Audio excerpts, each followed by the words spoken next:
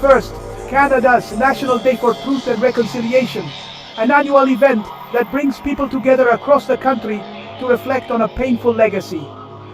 It serves as a somber reminder of the country's dark history with residential schools, where thousands of Indigenous children were taken from their families and culture. But it's about more than remembering. Indigenous leaders and communities demand real action and meaningful change from the government. They call for land returns, access to clean water, and better education for future generations. Basic rights that are still being fought for today. Symbolic gestures aren't enough. Canada's challenge is to live up to its reputation and take concrete steps toward justice and equality. The journey toward true reconciliation continues, with hope, resilience, and a commitment to never forget the past. In the US, a government shutdown looms, casting a shadow over Washington and the entire nation. Lawmakers fiercely clash over the federal budget, unable to find common ground as the deadline approaches. Hardline Republicans demand deep spending cuts, insisting on slashing government programs to reduce the deficit. Meanwhile, others urge compromise, hoping to keep essential services running and avoid disruption for Americans. The stakes are high. Federal workers could go unpaid, national parks may close, and vital services could grind to a halt. It's a political standoff, with real consequences for millions of families, workers, and communities across the country. As the world watches, and the clock ticks down, the question remains, who will blink first in this high-stakes showdown? Over in the Mediterranean, a Gaza-bound aid flotilla just lost Italy's support. Without it, the mission faces greater risks and less international backing.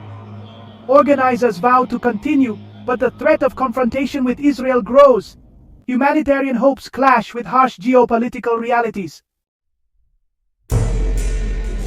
Donald Trump's new Gaza peace plan is making headlines, but details are scarce. Supporters call it bold. Critics say it's dangerously vague and ignores on-the-ground realities. Despite claimed international backing, the lack of substance raises big questions. Is it a real solution, or just more noise? The uncertainty only adds to the region's volatility. In football, Liverpool's Champions League hopes took another hit with a tough loss. Missed chances and a late defensive lapse leave them in a precarious spot. Pressure mounts as advancing looks less certain. For a club with such history, anything less is failure. The Reds need answers, fast. Meanwhile, Harry Kane is thriving at Bayern Munich. He's scoring, assisting, and leading the line, making Bayern even more formidable. His seamless fit has fans excited and rivals worried. Tottenham fans may be heartbroken, but Bayern looks unstoppable. Kane's move is paying off in a big way. Jose Mourinho made his highly anticipated return to Stamford Bridge, this time leading his new team onto the iconic pitch, where he was greeted by a sea of Chelsea fans, many holding banners and cheering, remembering the glory days he brought to the club. But nostalgia quickly gave way to tension, as the match unfolded into a fierce tactical battle between the managers and their squads. Chelsea, desperate to secure 3 points at home, managed to edge ahead with a single hard-fought goal that sent the crowd into a frenzy. It wasn't the most beautiful football, but the importance of the result was clear.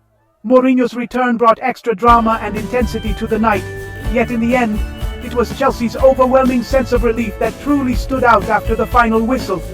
Sometimes in football, grinding out a win is all that really matters.